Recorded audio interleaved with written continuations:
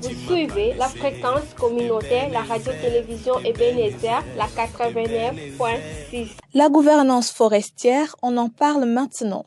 La province de la Chopo vient de faire une analyse de l'application de la stratégie nationale sur la foresterie communautaire de notre pays, plus inclusive, des communautés locales dans la gestion durable de ressources forestières pour réduire la pauvreté et promouvoir le développement durable. Bienfait Basila, Tropenbos RDC a réuni jeudi dernier des acteurs qui sont directement ou indirectement impliqués sur la gestion de nos forêts. Au terme des échanges entre les acteurs engagés dans la question de forêt, le professeur Alphonse Maïndo, directeur pays des Tropenbos RDC, parle de ce qui est à revoir pour une foresterie communautaire. Il y a une nécessité de revisiter la vision pour intégrer d'autres aspects qui manquent un peu là-dedans, ou améliorer notamment la résilience de communautés locales face à tous les effets des changements climatiques. En ce qui concerne la dimension socio-économique pour l'entrepreneuriat, l'analyse et le développement du marché, les investissements. Il y a aussi de la mobilisation de ressources. On ne peut pas faire une stratégie nationale sans avoir des indicateurs précis qui sont mesurables, qui sont quantifiables. Qu'il y ait des budgets qui soient alloués et aussi du personnel de l'État qui soit affecté à cela. Ça, c'est des choses qui ont été recommandées. On doit faire en sorte que cette stratégie, qui est vraiment notre stratégie à nous, que ce soit financée par le fonds public congolais.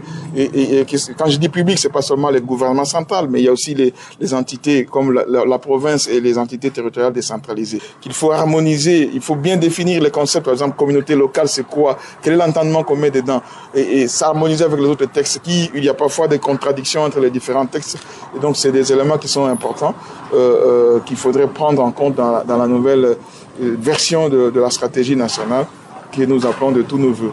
Ont pris part à cet atelier les délégués des communautés propriétaires des forêts, les organisations de la société civile, l'administration forestière, ainsi que le partenaire technique et financier.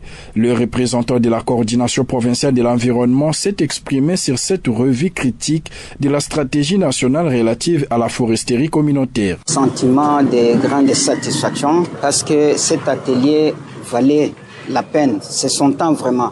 Parce que ça nous a aidé de relever les faiblesses et les forces qui incarnaient les stratégies nationales.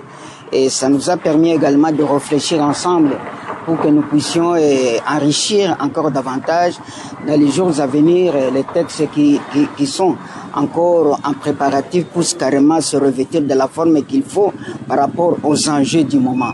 Pour nous, vraiment, c'est une grande satisfaction.